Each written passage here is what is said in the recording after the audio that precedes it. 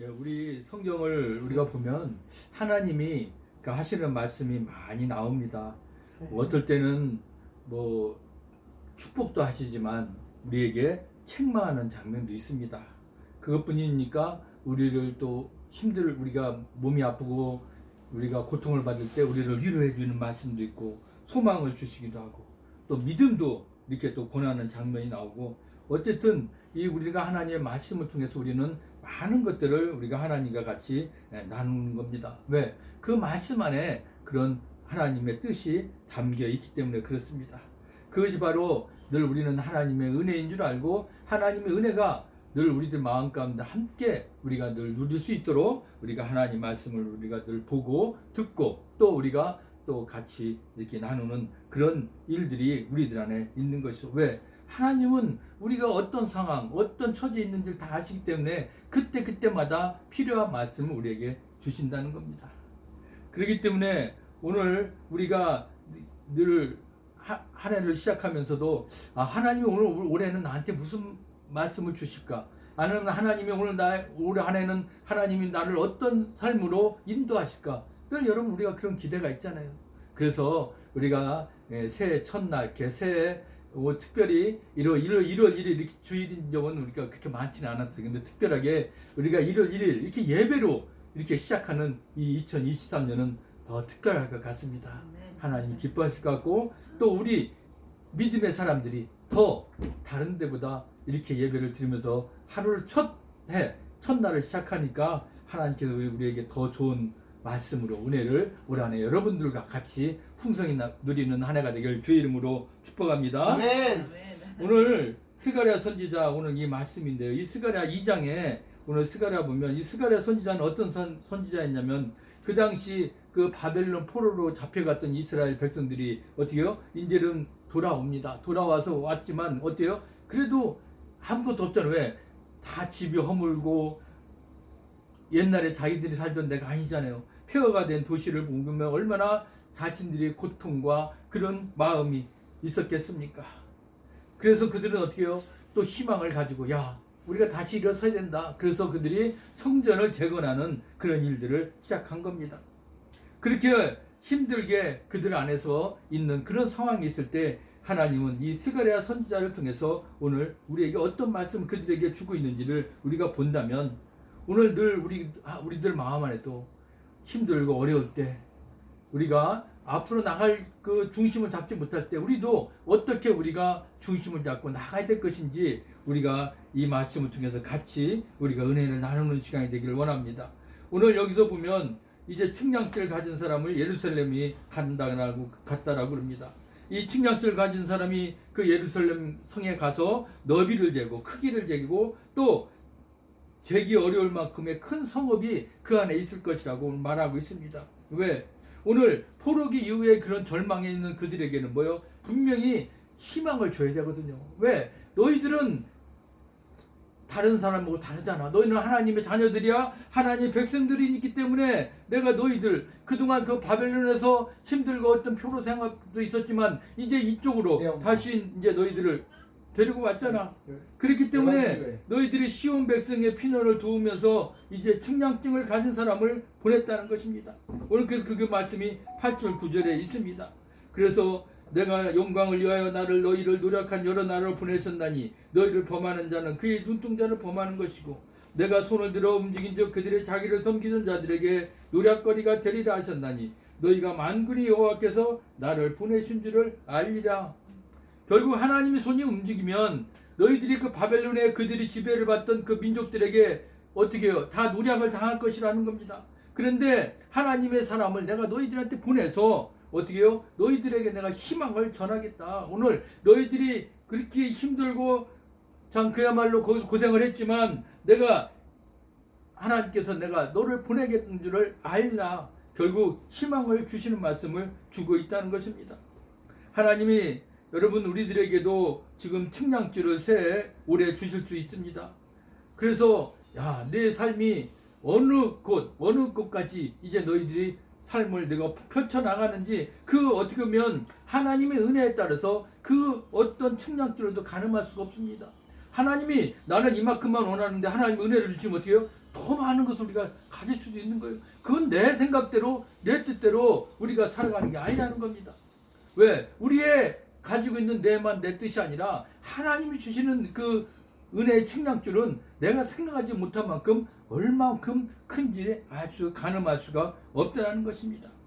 그렇기 때문에 우리는 하나님의 그 은혜의 측량줄을 우리가 계산할 수가 없다는 겁니다. 오늘 이 예루살렘을 측량하려 가진 사람이 하지만 그것도 마찬가지예요. 사람들이 그 동네에 많이 있을 것입니다. 가축도 많을 것입니다. 그런데 그들이 얼마큼 그들이 그걸 이렇게 누려야 될지를 측량할 수가 없었는 거예요. 우리 사람들은 생각하고 말로 표현하지만 하나님의 은혜를 계산하고 싶어 하지만 하나님의 은혜는 우리들이 사람의 생각을 초월한다는 겁니다. 그래서 나는 올해 그냥 100만 가지고 누리면 되겠다 생각하지만 하나님은 어때요? 50이 될 수도 있고 그 100에 1000도 될 수 있고 하나님 은혜를 우리가 측량할 수가 없습니다. 그렇기 때문에 이런 상상을 초월한 하나님의 은혜를 우리가 알게 되면 어떻게 해요? 그분을 향해서 우리가 고백하고 노래할 수밖에 없다는 겁니다. 오늘 하나님이 우리에게 주시는 복 중에 가장 큰 복이 어떤 복일까? 우리들 삶에 늘 하나님이 함께 하겠다는 거 아닙니까? 그래서 우리 주님이 이 땅에 올 때 뭐라고요? 임마누엘 아시죠? 임마누엘 우리와 함께 계시다 그 뜻이거든요. 그래서 우리가 임마누엘의 축복이 우리들 안에 있다는 것입니다. 왜? 오늘 우리는 어떻게 해요? 늘 주님이 함께 있잖아요. 그래서 우리가 예수 내 구주도 왜요? 주님이 나와 함께 있는 거 우리가 선포하고 고백하는 거예요. 왜? 우리는 주님이 나와 함께하는 우리는 그런 삶을 살아가는 겁니다. 하나님이 함께하는 삶을 우리가 함께 누리고 우리는 나아가는 거예요. 그렇기 때문에 오늘 10절에 뭐라고 그러겠습니까? 여호와의 말씀에 시온에 따라 노래하고 기뻐하라. 이는 내가 와서 내 가운데 머물 것임이라. 이렇게 오늘 말씀하고 있는 것입니다. 결국 이 이유는 무엇이겠습니까? 바로 하나님이 오셔가지고 늘 그 백성들 안에 어떻게 머무르시겠다는 거예요. 그렇기 때문에 영광의 하나님이 오늘도 우리들 안에 어떻게 해요? 늘 함께 머무르세요. 내 안에 하나님이 함께 계시기 때문에 우리가 어떻게 해요? 입을 열어서 그분을 찬양할 수밖에 없잖아요. 그걸 고백하는 거고요. 여러분, 우리가 늘 하나님은 우리들과 함께 오늘도 나와 함께 내 몸 안에서 우리가 살아 숨쉬는 동안 함께 계심을 믿으시고 그분을 향해서 축복하고 찬양하시기를 주님의 이름으로 부탁합니다. 네. 우리가 이제 그렇다면 측량절 가진 사람은 예루살렘만 내린 복을 죄로 오셨을까요? 그렇지 않다라는 겁니다. 하나님의 사랑이나 하나님의 은혜, 하나님의 위대하심을 다 전달하기 위해서 왔다는 거예요. 그래서 측량절 가진 사람이 백성들에게 이제 하나님의 뜻을 전달합니다. 손에는 측량을 들고 있지만 그 입은 어떻게 해요? 전능하신 하나님의 무한한 은혜를 오늘도 말하고 있는 겁니다. 모든 이 우주와 역사를 결국 하나님이 다스리잖아요. 오늘 하나님은 이스라엘 백성들을 택해서 결국 그들을 백성을 삼으셨지만 이제 그들만 머무르는 것이 아니라 하나님이 백성을 어떻게 더 많아질 것이라는 것을 오늘 얘기하고 있는 겁니다. 그래서 많은 나라가 하나님께 속한 하나님의 백성이 될 것이다. 그래서 하나님은 백성들 안에 계시고 사람들에게 하나님의 보내신 사람을 늘 이렇게 인식하면서 살아가는 겁니다. 오늘 하나님의 그 권능과 그 뜻을 그 말씀을 전하는 자들이 오늘도 있는 것이죠. 스가랴가 그러면서 이런 환상도 보게 되는 겁니다. 그날에 많은 나라가 여호와께 속하여 내 백성이 될 것이고 나는 내 가운데 머물리라. 내가 만군의 여호와께서 나를 내게 보내신 줄 알리라. 결국 하나님 백성들이 어떻게 해요? 더 많아진 거예요. 결국 지금 우리가 이루어지고 있잖아요. 아마 그 당시에 하나님이 그 이스라엘 백성들에게 머물러 있다면 지금 우리가 어떻게 하나님을 찬양하고 우리가 이곳에 지금 이렇게 영광을 누리는 그런 삶을 살아갈 수가 있겠습니까? 오늘 이 말씀대로 여호와의 백성들은 더 많아진다. 지금 더 많아진 게 사실입니다. 근데도 우리가 해야 될 일은 무엇이에요? 아직도 주님을 알지 못하는 그들이 있기 때문에 이 온 땅끝까지 주님은 그 주님의 마음을 믿는 자녀들을 더 만들기 위해서 그때 주님은 다시 오신다는 거죠. 그러기 위해서 지금 아직도 기회는 주어졌습니다. 주님 앞에 돌아오지 못한 사람들이 너무나 많잖아요. 그들을 우리가 마지막까지 그들도 하나님 백성으로 우리가 만들고 전해야 되는 사명을 가지고 있는 겁니다.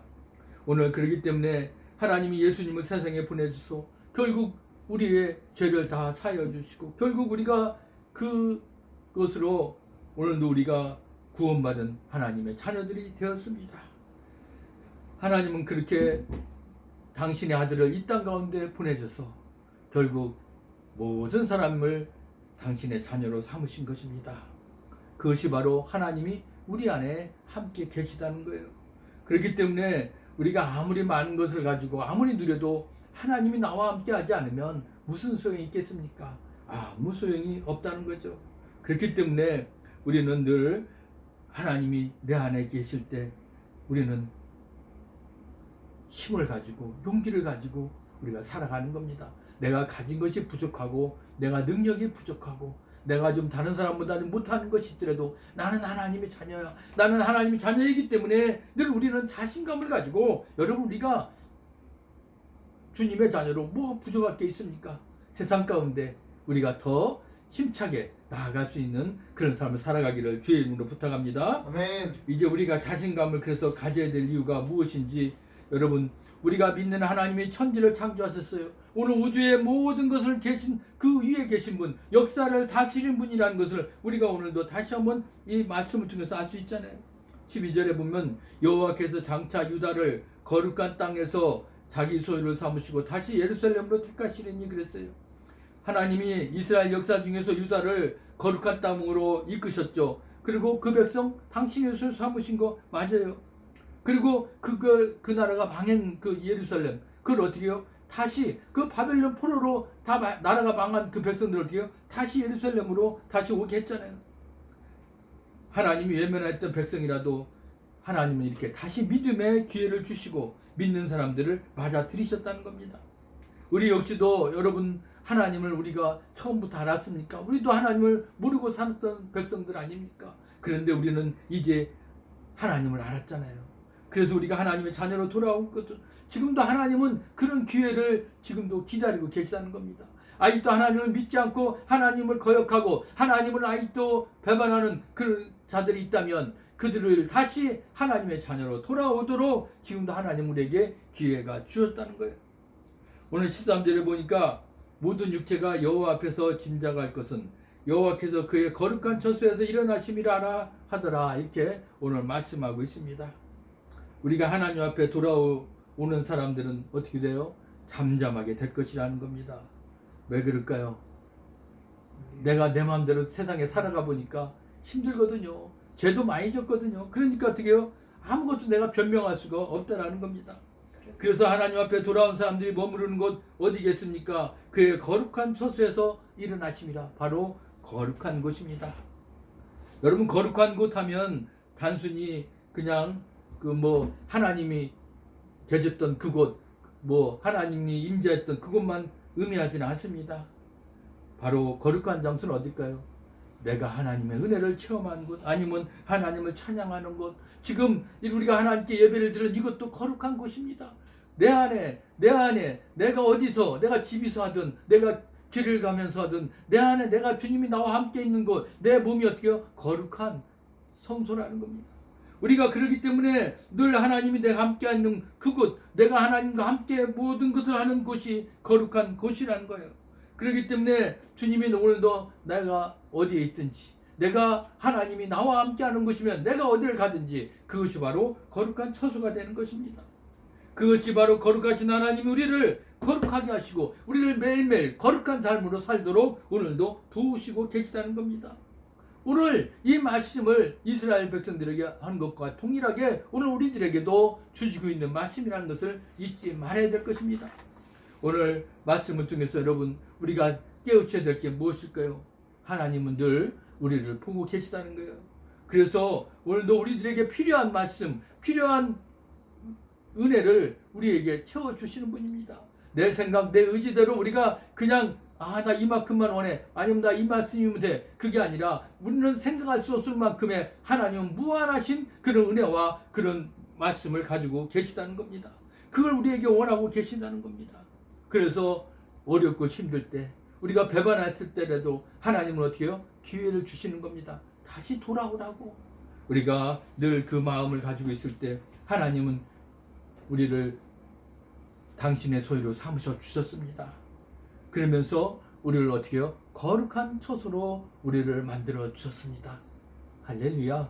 여러분, 우리 내 삶은 내 삶이 아니라 여러분 각자 여러분 안에 하나님이 함께 계시기 때문에 여러분들은 거룩한 처소로서 이제 그 삶을 우리가 살아갈 때 하나님께서 지켜주시고 보호해주시고 인도해줄 줄 믿습니다.